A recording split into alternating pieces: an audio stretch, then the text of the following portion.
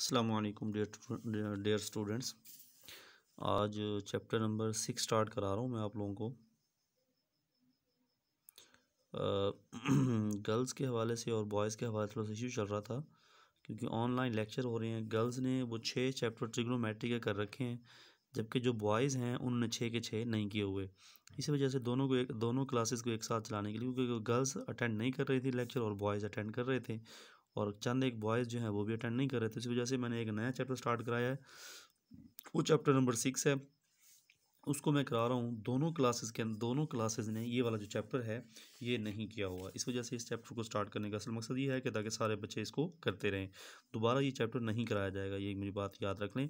सबसे पहला वर्ड जो है इसमें वो है सीक्वेंस, क्योंकि ये चैप्टर जो है ये सीक्वेंस और सीरीज़ के लिहाज से। अब सीक्वेंस किसे कहते हैं?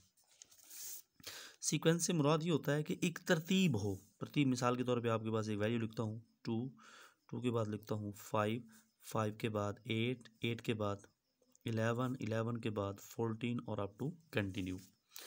मतलब सीक्वेंस क्या है? मैं 2 में कितना ऐड करता हूँ मेरे पास 5 आता है। 2 में कितना ऐड करूँ? 3। अच्छा, फिर 5 के बाद मैंने 2 को स्टॉप कर दिया। अब 5 के बाद कितना ऐड करूँ? मेरे पास 8 बनता है, 3, यहाँ ख़त्म कर दिया। अब 8 में कितना ऐड करूँ? मेरे पास आंसर 11 आए, 3। मतलब ये एक सीक्वेंस है, इसमें कोई गड़बड़ नहीं है। सीक्वेंस ऐसे होती है, मतलब हमारे पास एक सीरीज़ और सीक्वेंस होती है। मतलब पहली टर्म होती है A1, दूसरी टर्म होती है A2, तीसरी टर्म होती है A3, और उसके बाद फिर A4 और फिर A5 और अप टू सो ऑन। मतलब आखिरी टर्म जो होती है उसे हम कहते हैं nth टर्म। क्या कहते हैं? nth टर्म कहते हैं आखिरी टर्म को। पहले टर्म को हम फर्स्ट टर्म कहते हैं, जबकि आखिरी टर्म को हम nth टर्म कहते हैं। तो आज हमारे पास जो क्वेश्चन है 6.1 एक्सरसाइज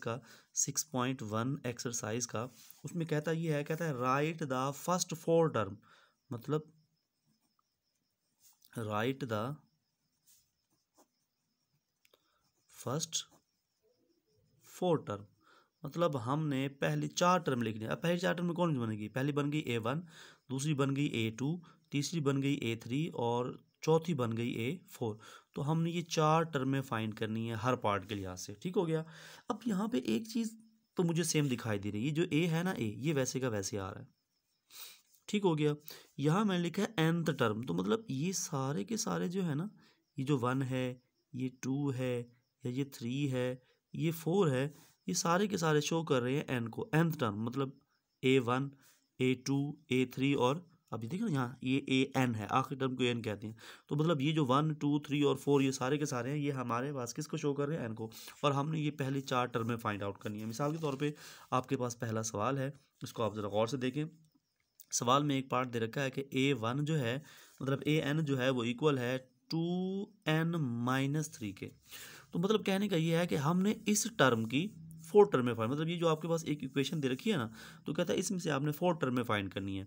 तो देखो जी, ये तो हम जान चुके हैं कि हमारे पास जो n है वो इक्वल है 1 के, 2 के, 3 के और 4 के।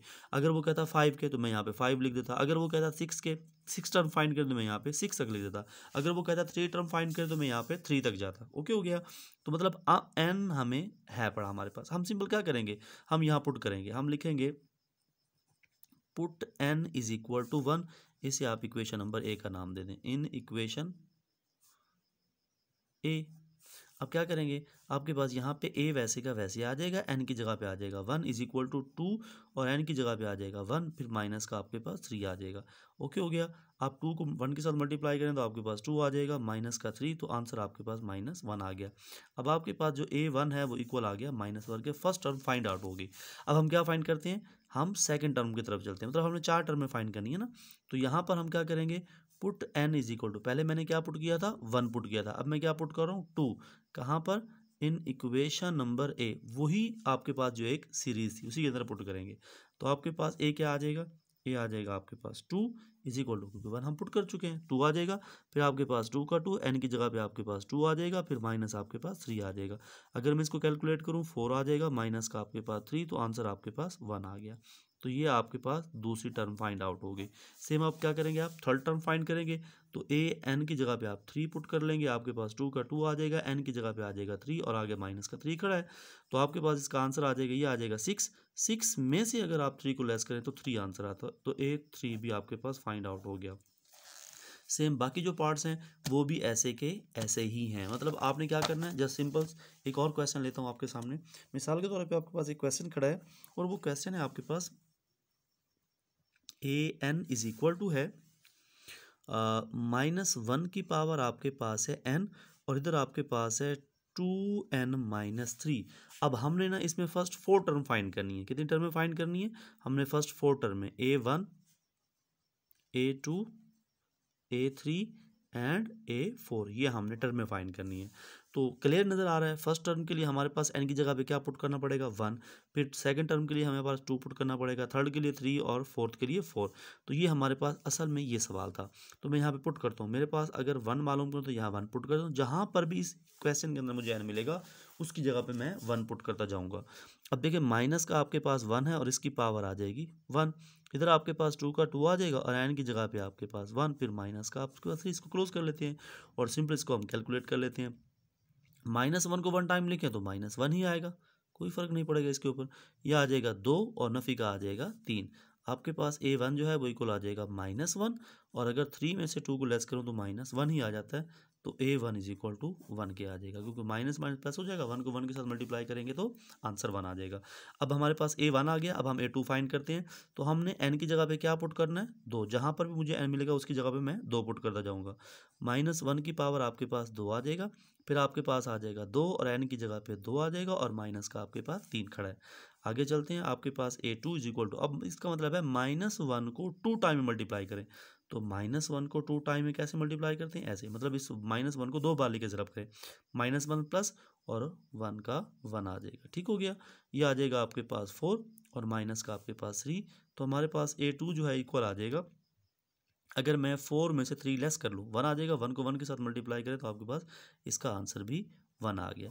आपके पास A1 भी 1 के इक्वल और A2 भी 1 के इक्वल। उसके बाद हम पुट करते हैं A3। अब A3 पुट करेंगे तो हमारे पास -1 की पावर कितनी आ जाएगी? 3 आ जाएगी। ओके हो गया।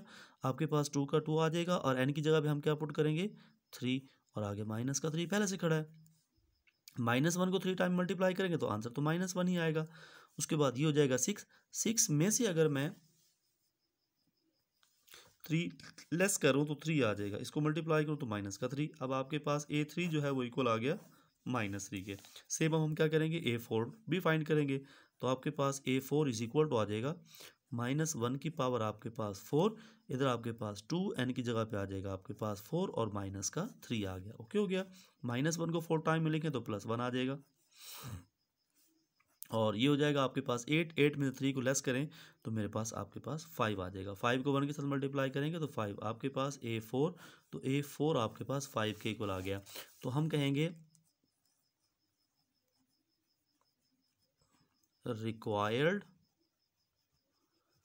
फर्स्ट 4 टर्म्स, वो क्या है?